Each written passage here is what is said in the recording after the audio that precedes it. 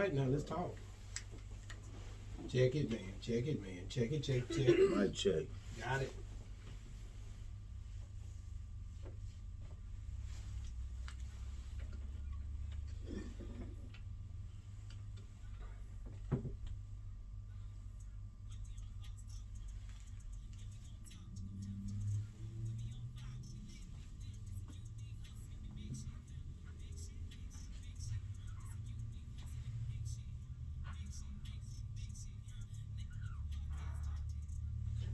Check it. It's a unique hustle. It's your boy ECO, and I'm here with the lovely, amazing, official Miss Jamaica. What's going on? Nothing, Madam. Welcome. Man, I'm feeling good about it. Hey, man, another day. This is a day that the Lord has made. I will be glad and rejoice in it. That's what the word Check it, man. Hey, man, check it, man. We got a special guest in here today, y'all. This guy right here, man. If you understand what going through something is today, you're gonna be very, very blessed, man. This guy he's triumphant over so many different things. He's been so triumphant. He's been going through these things, and God been lifting him up from strength to strength, as I say it, man. My guy, Mr. Daryl Davis, is in the building. What's going on, my brother? Hey, what's going on, ECO? Man, Boss Talk 101, where the boss is talking. How you doing, Mr. Jamaica? Hey, man. Hey. It's just a good thing, to get you on Boss Talk 101. When I seen your story, when I heard about your story, when I started to look at the man, you know what I mean, that the guy that really is what I've been through so much, but still yet he's staying. Still he stands. Still he stands. I only stand by God's amazing grace. Hey, man. So Daryl, man, Mr. Daryl Davis in the building. What you got for him? I know already where you going with it. I know. Because you have such an awesome testimony. So it's like, I want to know about you as a child before you got into all that trouble, before everything. I want to know how you were raised, who you were raised with. I want to know everything. I come from a two-parent household. I had a mother and a father, a brother and a sister. My father was the second black engineer for the Cotton Belt Railroad out of Tyler, Texas. Okay. My mother worked in the school district and the medical field. So, so-called an awesome household, but were they active in your life? Very much so. I lived with them. They was together, and Because they raised you us. have some kids, some parents who great jobs, have kids, and are not active. And you're in the same household, so that's the reason why I asked that. We was very much in little league sports. Okay. Very much in church. They had Were a you turn. the middle child or youngest, oldest? Where I'm the you middle. from? The middle. I'm the middle. I have an older sister, Okay. and my brother is younger. Okay. Wow. And so growing up, I mean, you was the troublemaker, or was you the good kid? Let's be honest about it. I'm always be 100, right?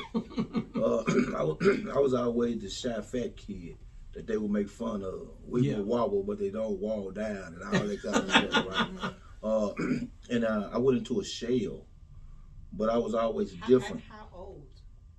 I guess around 7, 8, 9. Okay. My dad had us a house bill when I was 10. We moved in it. I guess we were spoiled kids. How much older is your sister than you? Maybe about 12 years. Oh, way older. Way older. Because when you were talking about, how you were being teased and trouble at school and stuff like that, I think about, if you had an older sister who was like a year or two, then she'd be trying to defend you and stuff like that because she was in the same school. It wasn't that I was fighting in school or nothing like that. They were just teasing. Yeah, bullying, like so to speak. The biggest lie I ever heard in my life was sticks and stones may break my bones, but name would never hurt me. Yeah. Right? You might break an arm or get a black eye, and you might not even remember that, right? But someone said something to us at once upon a time in our lives that we might still bother us up in our adulthood, right? Because names do hurt. And with that, we don't like to retaliate. And at that time, we didn't know anything about retaliation, right? So we just went into a shell and withdrawal and stayed to ourselves. Let me say this real quick because this is on my heart. I know that sticks and stones may break my bones, words may not never hurt me. It depends on where you are spiritually, where you are, because to me, yes, it's just words. If you know who you are and who you are in Christ, it can't. You know what I mean? Because at the same time, like what I've been practicing on myself personally, I can't speak for anybody else because I can't control you. I can't control what you say. I can't control what you think. I can only control me as in how I perceive what you say to me. You know what I mean? So whatever you say about me or to me, if I know who I am and that I'm loved by God Himself, nothing you can say can hurt me. Well, and that's true in adults, right? That's but right. when you you're a talking about a kid, child, then you don't know how to combat that. You don't have that foundation right then, right? So you just growing up with that. And even though that and I was a baby in church all the way up to high school, and I started to despise church. And the reason I started to despise church, the seeds was being planted, right? But I was like, we had 8 grandkids, right? And I was the only one that they would make say Easter speeches up until the time they graduated. They saw something in me that I didn't see in myself, right? And I thought that they another form of bullying, you picking on me. Yeah. Because my cousins, they get up there, they cry, and they don't have to go back no more. I get up there and cry, and you gonna make me go back anyway, right? Yeah. So it caused a lot of rejection and to a lot of stuff. And they didn't explain it to you that you were special. They didn't explain anything to you, or you just didn't listen. I probably didn't listen because I had tuned out at that time, right? But everywhere I would go, people always saw something in me, right? I go somewhere now, they say, I've seen you somewhere before. Do I know you? And they come to find out that that's the uniqueness of being chosen by God. It's a light, right? That when you go into the presence of a room, you lights it up, and the people ain't doing right, they get to shaking, right, and they want to move around because they don't know who you are, what you are. They just know it's something about you that they can't figure out at that moment. Yeah, the thing about despising the church, I always I always make it a note to say that the church building is not where it's at. The church, the church is in the heart. Correct. So at the end of the day, when you understand that you are a walking assessment of God, you are chosen of God, then at the end of the day, there's something that becomes you as you grow up. But like you said, when you're younger, you don't know what this is. I remember as a kid, I'd ask myself, why am I here? What am I here for? I would be walking as a 4 or 5 year old, asking myself, looking up, looking around, because I was just inquisitive when it comes down to trying to understand life. So when you look at it from that perspective, trying to figure everything out, and then this big bad thing called life start to hit at you at different ages, and it start to poke at you, it pretty much teaches you.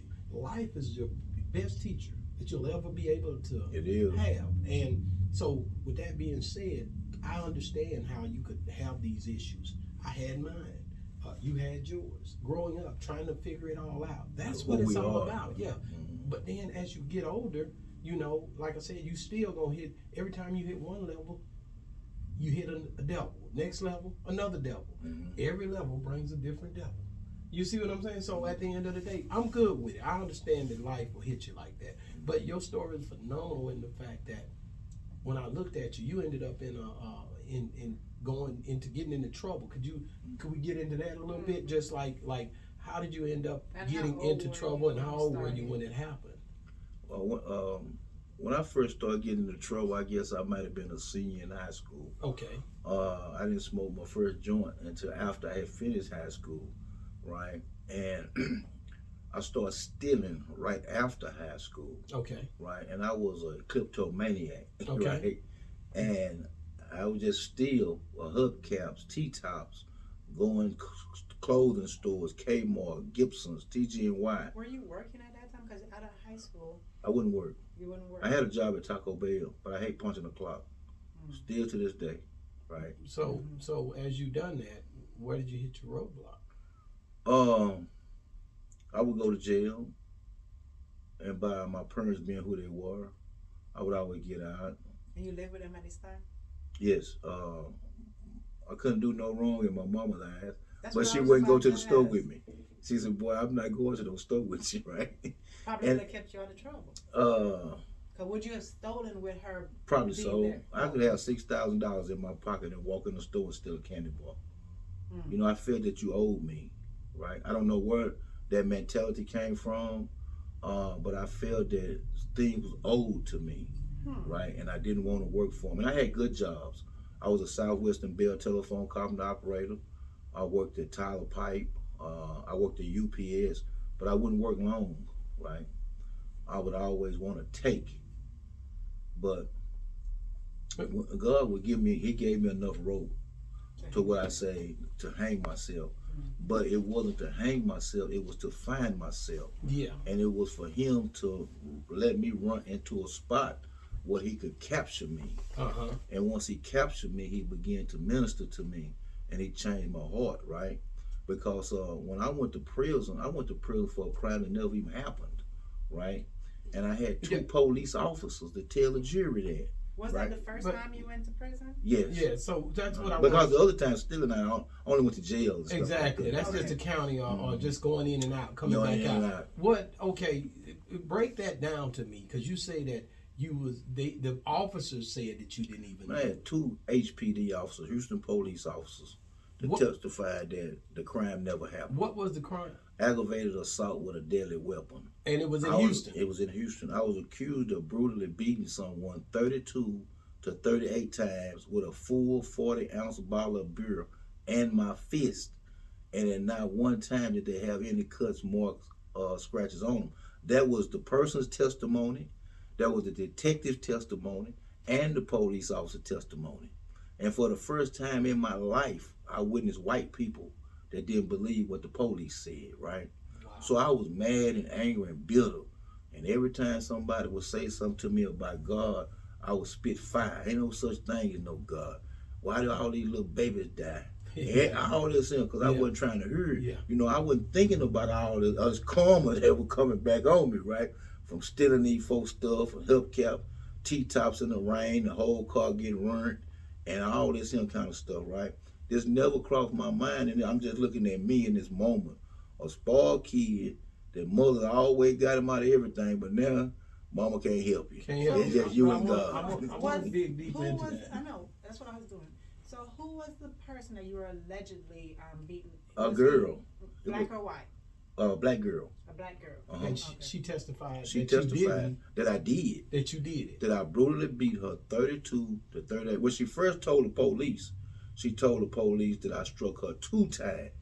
I didn't never hit her a nail time. Did you know this female? I did. You did. I did. And you were in Houston at that time. I was in Houston. I was living in Houston at that time. Did you and her have any type of relationship? Yes. So this was a girl that you had been with? For about 30 days. Okay, you had been with her for about 30 days. And she stole my car, so I was putting her out. Okay. And when I put her out, this was her form of retaliation. Wow. So when she told the officers, I mean, nobody... They never took me to jail. So and when they came out during this incident where it allegedly happened, did they see any cuts or any bruises? No, and they testified to that.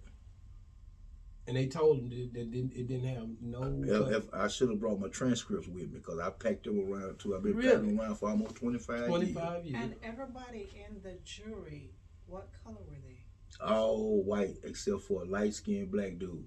Now, they wanted to give me a life sentence, an aggravated life sentence. If they had her, I'd still been in there because I had to do 30 years to come up for parole, right?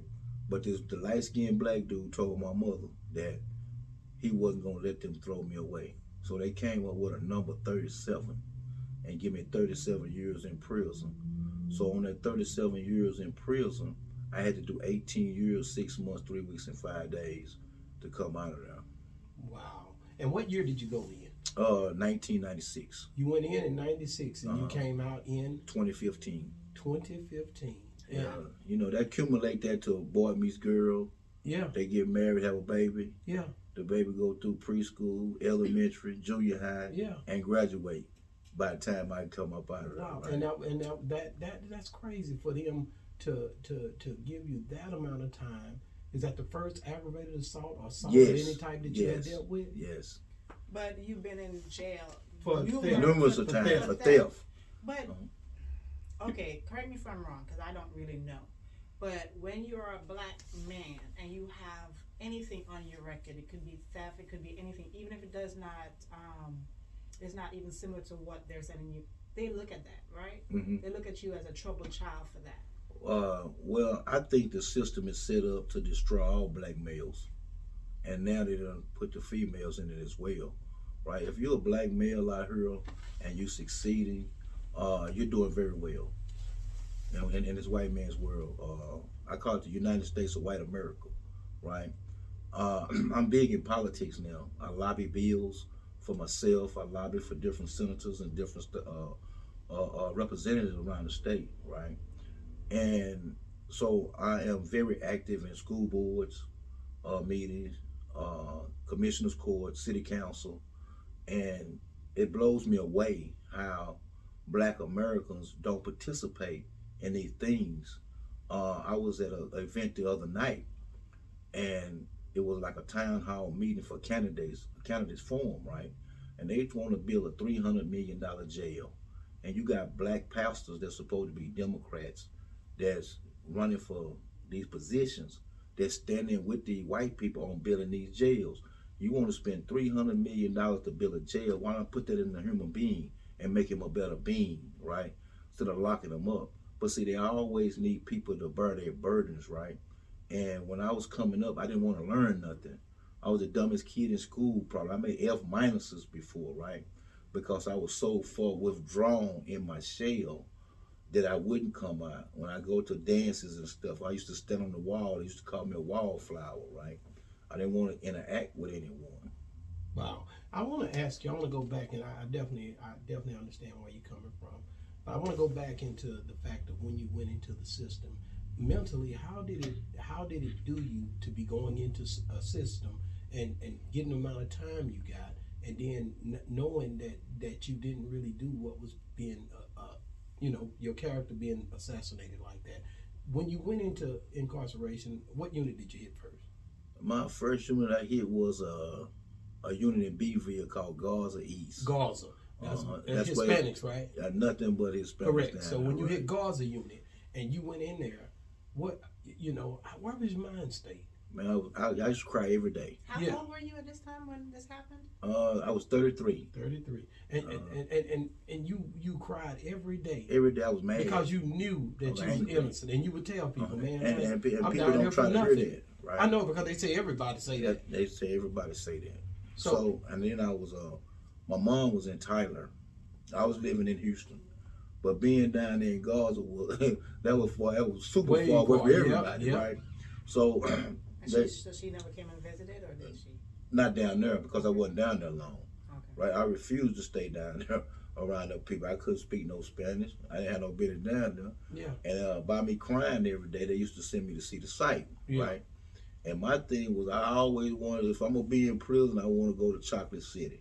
That was Darrington. Everything was jumping off in Darrington. Yeah. So this is where I want to go.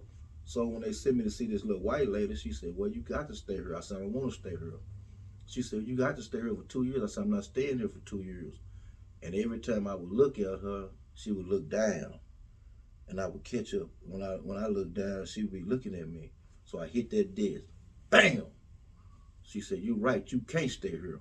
So she put me a transfer, and I was gone with it. I was on the next thing smoking out of there, man. You use your mind, because when I think about men in prison, and you say you were crying every day, I always thought that you can't, you have to put on this tough shell when you're in prison. You can't act like you crying or nothing like that, because I'm gonna share something with you back there, and I understand where you're coming from, but I never was tried in my early stage of prison.